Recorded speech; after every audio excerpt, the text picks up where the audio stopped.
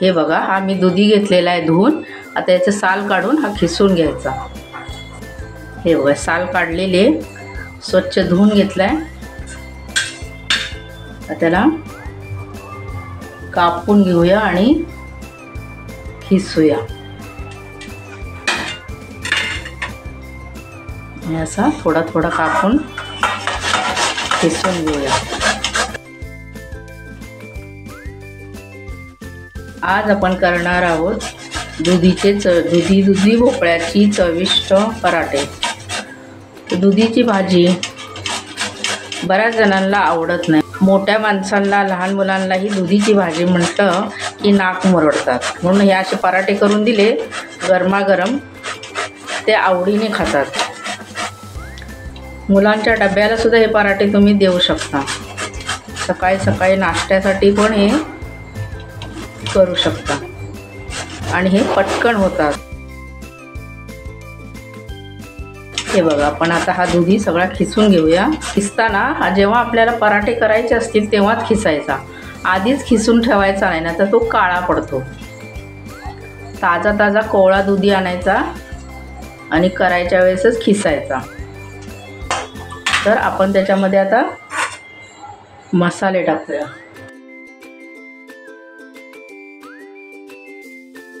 1 वाटी गव्हाचं पीठ, 1-2 चमचे बेसन पीठ, थोडंसं लाल तिखट, हल्दी पावडर, हे जिरा पावडर,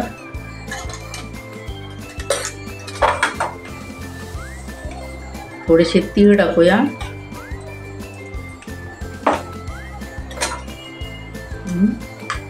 थोडं हिरवं तिखट टाकू, मिरची, लसूण, अद्रक, कोथिंबीरचं हे हिरवं तिखट आणि लाल तिखट याचे मिक्स पराठे आपण करणार आहोत.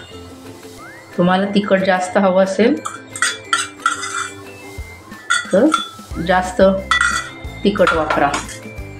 आणि कोथिंबीर,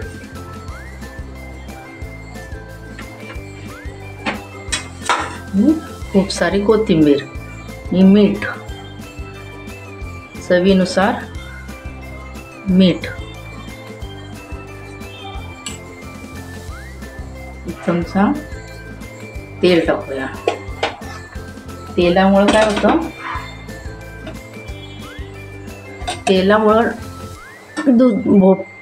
तेलामुळे पराठे खरपूस होतात. असे टोटरे बसत नाहीत, सुके वाटत नाहीत, खाताना नरम आणि चविष्ट होतात. एक थोडंसं दही टाकूया. दह्यामुळे पण पराठ्यांना नरमपणा येतो आणि मऊसूद होतात. आता जेवढं दुधी आपण खिसलेलं आहे त्या खिसामध्ये हे पीठ मळून घ्यायचं. जर पीठ अजून हवं असलं आपल्याला, पातळ झालं पीठ, तर अजून आपण पीठ मिक्स करूया. हे बघा, तर आपलं करेक्ट माप झालेलं आहे. आपल्याला काही पिठाची गरज नाही आहे. आणि याचा एकजीव असा एक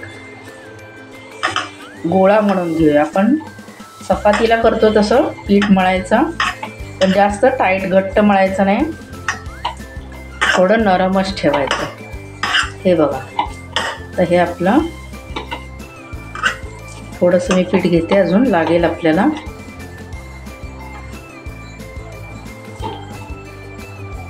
अजून अर्धी वाटी म्हणजे 1.5 वाटी मी गव्हाचं पीठ घेतलं.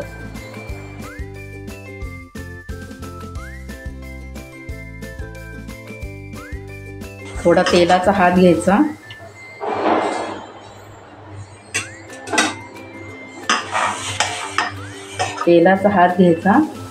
आणि पुन्हा हे मळून घ्यायचं, व्यवस्थित मळून घ्यायचं.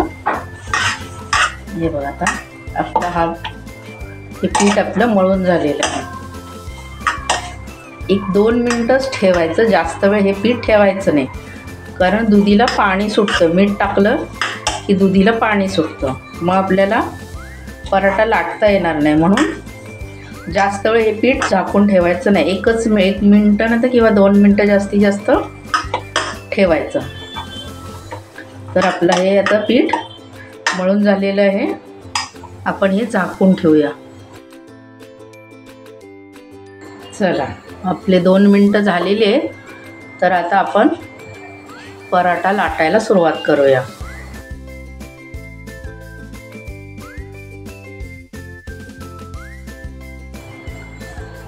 छोटीशी गोळी घ्यायची आणि हलक्या हाताने पराठा लाटायचा. पीठ घ्यायचं, हलक्या हाताने पराठा लाटायचा. तुम्हाला कसा लहान मोठा हवा असेल तसं तुम्ही लाटू शकता. हे बघा, चिटकत असेल तर पीठ लावा. थोडासा जाडसरच ठेवायचा, जास्त जाड ठेवायचा नाही. आणि जेवढा थोडा पातळ होईल तेवढा लाटायचा, पण जास्त जाड पण ठेवायचा नाही. पराठा तयार आहे. आता आपण ह्याला भाजून घेऊया. हे बघा, दुसरा एक पराठा तुम्हाला लाटून दाखवते मी. तिने दाखवते. हे असं तूप लावू शकता मध्ये. थंडीच्या दिवसात तूप खाल्लेलं चांगलं असतं. तर हे असं तूप लावायचं आणि आपण पोळी जशी घडीची करतो तसा हा पराठा करायचा. त्याला हलक्या हाताने लाटायचा. आणि आपल्याला आकार गोल हवा असला तर गोल ठेवायचा, चौकोनी हवा असला चौकोनी, आणि असा त्रिकोणी हवा असला तर त्रिकोणी. तर हा मी त्रिकोणी करते.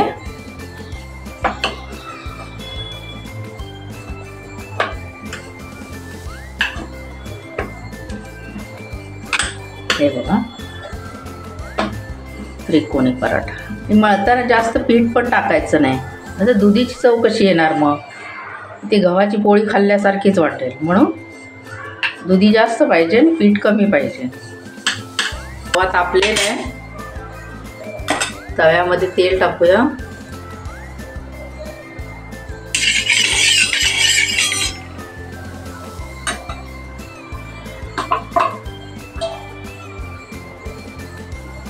आणि हा पराठा टाकूया. तर मंद गॅसवर आधी आपण भाजून घेऊया. गॅस हळू करायचं. वरून तुम्ही तेल, तूप किंवा बटर तुम्हाला जे आवडेल ते लावायचं. हे आपण पलटी करूया आणि दुसऱ्या साईडने पण भाजून घेऊया. आणि हळू गॅस ठेवायचा म्हणजे हा खरपूस भाजला जातो. आणि हे असं फिरवत राहायचं. ते बघा, हे असं फिरवत राहायचं आणि हळूहळू. गॅस फास्ट नाही करायचा, नाही तर तो नुसता वरूनच भाजला जाईल, आतून तसंच राहील पीठ. हे मी तूप लावलंय आणि हे गरम गरम खायला घ्यायचं. दह्याबरोबर, चटणीबरोबर, सॉस किंवा टोमॅटोची चटणी तुम्हाला जी आवडेल त्याच्याबरोबर हे गरम गरम खायला घ्यायचं. तर आपला हा भाजून झालेला आहे. बघा कसा छान दिसतोय, मस्त. आता आपण दुसरा पण मी तुम्हाला भाजून दाखवते.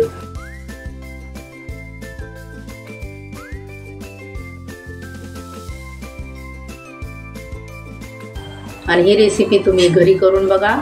नाश्त्यासाठी मुलांना, लहान मुलांना डब्यासाठी पण तुम्ही देऊ शकता. मुलांना नक्कीच आवडेल. आपण आता पराठ्याबरोबर खाण्यासाठी दह्यातली चटणी करूया.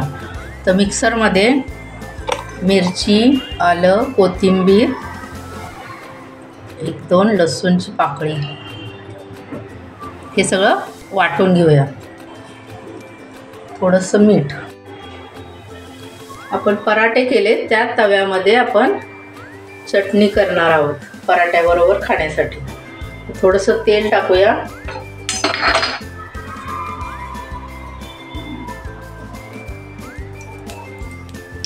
एक चमचा तेल टाकूया. तेल गरम झालं आपण हे मिक्सरमधून वाटून घेतलेलं मिरचीचा ठेचा तेलामध्ये टाकूया.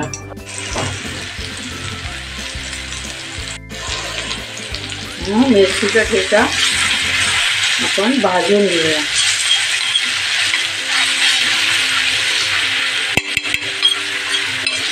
ही चटणी पटकन होणारी असते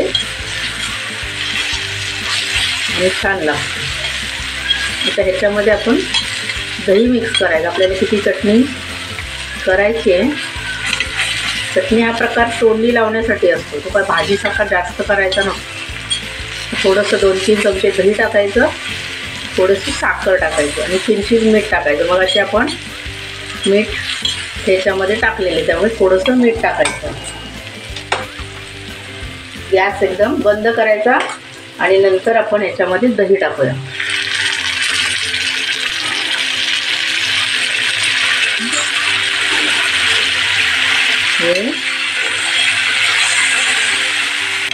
ही चटणी आपली तयार आहे.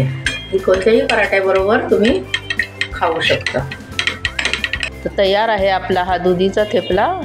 ही रेसिपी तुम्हाला आवडली असल्यास लाईक करा, शेअर करा, सबस्क्राईब करा. ती तुम्ही घरी नक्की करून बघा, तुम्हाला आवडेल. धन्यवाद.